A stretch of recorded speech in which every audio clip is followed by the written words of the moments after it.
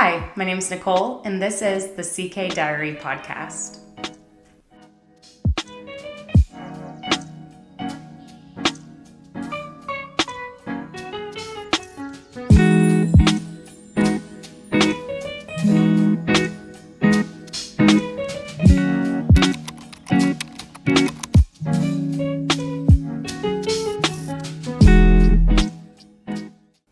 Hey guys, I hope you have had a wonderful week. It is good to be here with you again. I have a lot to show you, some things that I meant to show you last week and some new things from this past week. All right, let's go ahead and dive in. First, I will start with finished objects. I only have one. It is a sewing finished object. It is the dress from last week that I told you I would share. I'll post I can't remember the name of the pattern again.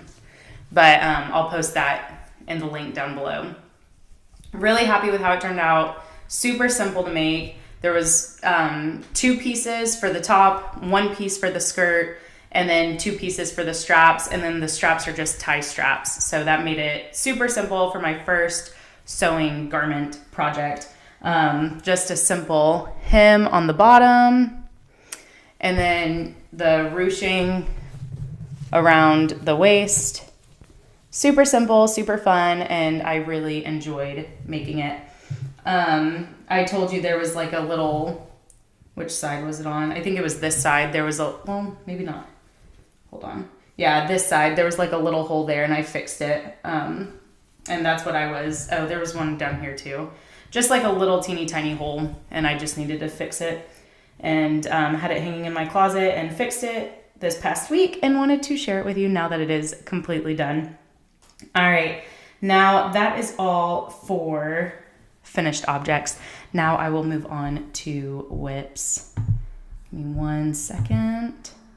All right, so I know last week there were a couple of hiccups in the podcast, so I forgot to, I didn't forget. Something happened with the video that I recorded for, the pattern spotlight. I don't know exactly what happened. I just know that it didn't record the whole thing. I don't really understand why. We're going to try it again this week. Hopefully it goes well. If not, we will try it again next week. But let's move on to whips. I have quite a few to show you. So first I will start out with the not the Sophie shawl. The Scarflet by Justina Lorenska. I got maybe 10 rows done since I saw you guys last.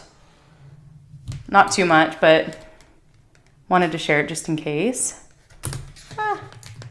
Wanted to share it because I did stuff with it. I know that needle banging on my laptop's not going to sound good on the video. Sorry about that. But really happy with how this is turning out. Super fun to knit on. I'm not knitting it from charts. I'm knitting it from written instructions because I've been too scared to try charts up to this point, even though everyone that I've talked to about it has been super encouraging and says that it's not difficult. But here we are. I've never used a chart for lace work or cable work. I'm sure it's easy to pick up once you try. I know color work charts are really simple, but for some reason, all the symbols and everything on lace work charts and cable charts kind of freak me out. All right, let's move on. Oh, I didn't give any of sometimes I forget to give you the stats. So, the yarn that I'm using is Malabrigo Malabrigo sock, and it is a fingering weight yarn, and it is in the colorway Aladdin. This is the first wool yarn that I ever purchased, like 100% wool yarn. And my first local yarn store yarn. Let's see. Okay, the second project I'll share with you. This has fallen off a few stitches have fallen off the needles a few times today, so I really need to put some stitch markers on here now. The blanket's getting so big it keeps falling off. This is my anthology throw. Let me see. I can't remember who it's by. This is by Helen Stewart. She has a knitting name too. Let me go see what that is. I thought she had like a different knitting name. Let me look. Oh, Curious Handmade. That is Helen Stewart. So this is her pattern. I believe I am doing using the same needles. Yep, I'm using a 4mm needle, which is a size 6, a US 6. And I'm just using yarn that I had.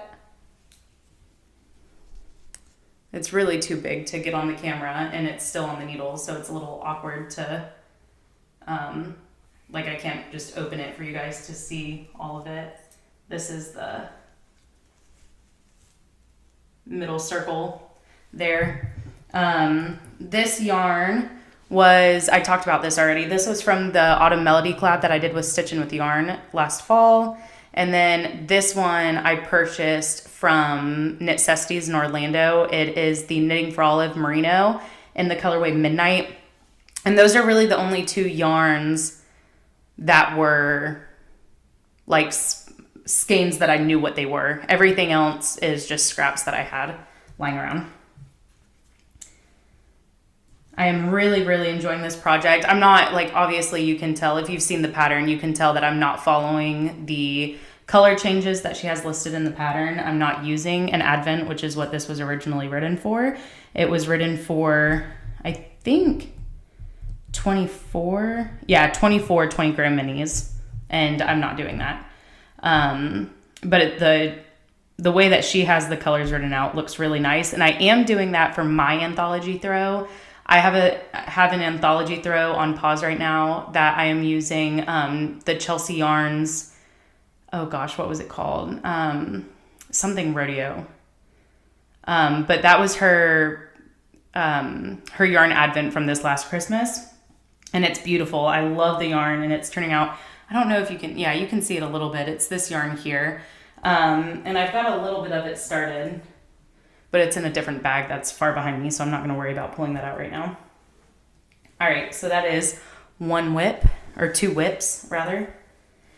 And for my last whip, and the whip that I've been excited to share with you guys. So if you have been here a while, if you've watched my earlier videos, you will know that I was doing a travel granny square project, a travel granny square blanket for my boys. I was making 3 blankets. They were all going to look the same. My boys don't know about it. I don't plan on telling them about it until I'm done. And I am just buying a skein of yarn from everywhere that we go visit.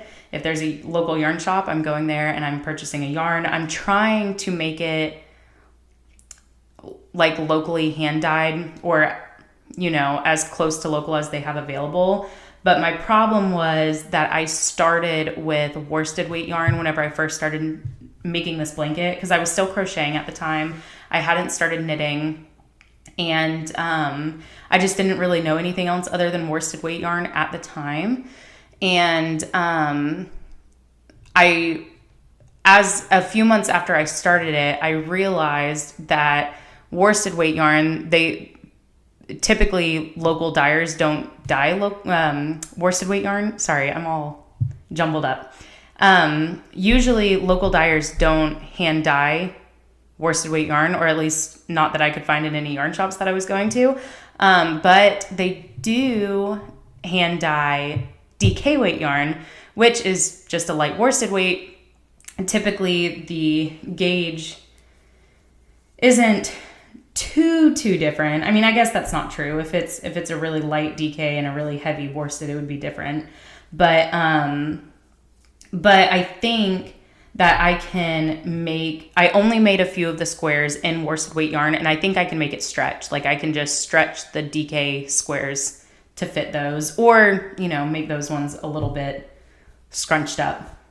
It's not going to be perfect, but it's going to be pretty, and it's going to be full of wonderful memories. But when I first started this project, I was doing a closed granny square, which I was doing it a very small gauge. I mean, you can even see the sides are rounded a little bit with just how tight I was crocheting it.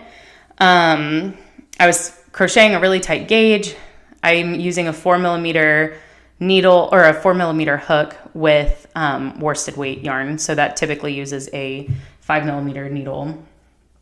But whenever I switched to the DK weight, I kept the 4mm needle.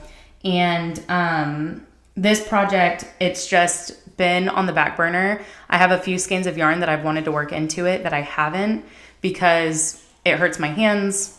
It takes a lot of time, and I just haven't wanted to work on it because of that. So what I decided to do this past week is change all of the closed granny squares into a classic granny square, and that is what I've been working on. So far, I have 17 done, and I've got 5 left to go of the squares that I already... Oh, no, that's not true. Let me see. 17... I've got 17 squares done, and I've got 7 squares left to go, I believe. Because I just dropped one, and I have one that is currently on the hook. But these take 20 minutes or less for me to whip up, and they don't hurt my hands at all. I can sit there and do it for, a couple of hours while we watch a movie, which is what I've been doing. So we've been sick. I think we had food poisoning. I'm not 100% sure. I know that my boys and myself, we ate a watermelon, and then we all got sick, and then my husband never got sick, and he didn't eat the watermelon.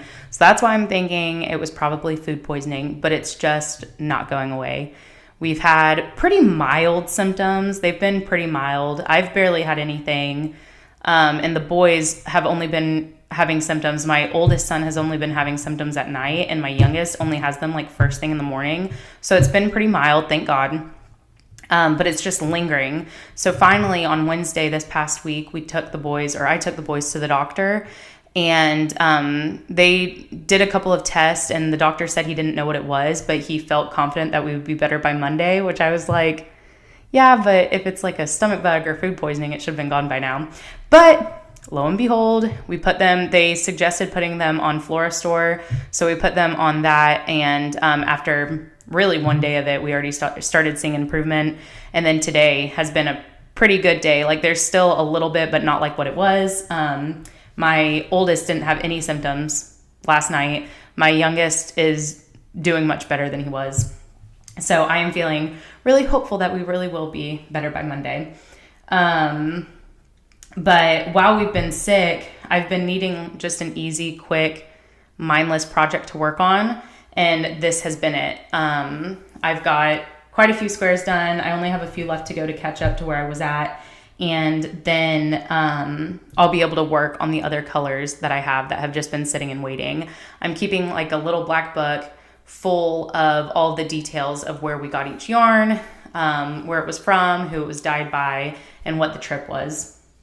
But I'm looking forward to adding to this. We will be traveling this year, or this summer, next month. We're going to be going to Pennsylvania. We are going to DC. We are going to Nashua, New Hampshire, and we are going to New Jersey. So hopefully I will be able to add to it on that trip. We went to Memphis in March, so I have yarn from that as well. But now that I know that there are a lot of hand dyers that dye DK weight yarn, I'm making that switch. That's what most of the blanket is at this point, and I am looking forward to adding on to that now. I do have a couple of other items that I meant to share with you guys last week. A couple of acquisitions. This one was a gift. I just washed it and hung dry it, so I do need to iron it. But this is a beautiful bag. I believe she said it was reversible too. This is from a woman that is in my knitting group. She brought a bunch of bags to group one night and said that she wasn't going to use them, and asked if anybody wanted them. And I just sat there. I'm kind of new to the group. I am the second to newest one. I've only been going for a few weeks, so I just kind of sat back while everybody else claimed bags. This is the other side. It's just like a pinstripe. But I am new to this group, so I don't know. I felt like it wasn't my place to jump in and grab a bag, but she held this bag up and nobody said anything. And this was the only bag that I really, like, there were a lot of cute bags that she had, but this was one. I've been looking for a bag like this. I like the handle style, and the colors are just my favorite colors. They have this beautiful off-white, like creamy canvas, and then a denim, and then the inside is the blue and white pinstripes, and then it has a leather tag, which is just my favorite kind of knitting bag. And so nobody was claiming this, and after a few minutes I was like, I'll take it if nobody wants it. And I'm very grateful that she was willing to share these with us. This is by Jezebel B. And she still had one of these available on Etsy. I went to go look at her store, her Etsy store after this, because I just loved this bag. The only difference is the inside is a different, like the lining is a different color. It's like I think it's more like a grayish blue. I can't remember for sure, but I think that's what it was. And then the other acquisitions I have to share with you are my Fiber for the People yarn. I forgot to share those with you guys last week. I bought from her she had another drop today. Today is Saturday, May 31st. She had another drop today, but this was from her one previous to that. And this was the one that if you follow her son picked out the colors for ooh, that got blown out. I don't know why. There we go. That's better. Why is it getting so blown out? There we go. It's just a beautiful dark teal color. This one is called hold on. I have to look how to say this.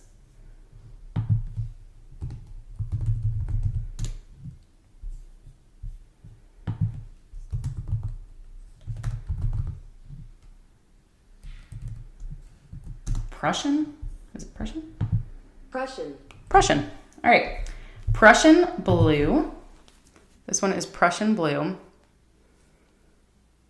It's beautiful. And I think I'm going to use this for a hat for my son, but I kind of want a hat for me. I love this color.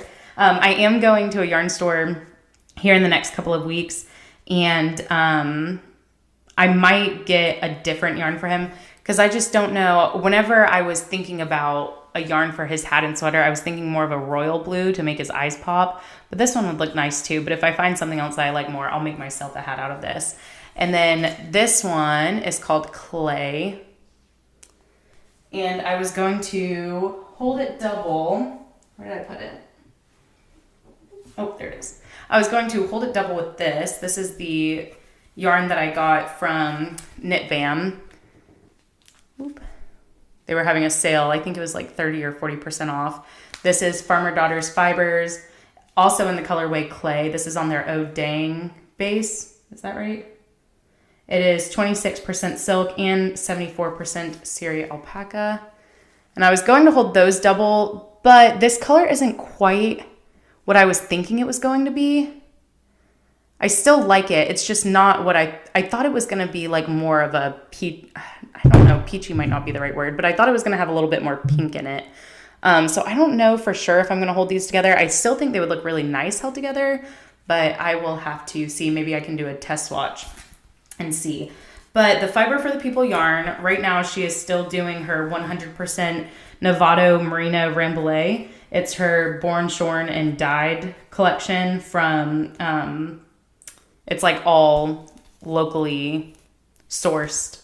What does she say? Locally and regionally made, because it is spun in Wyoming, I think she said.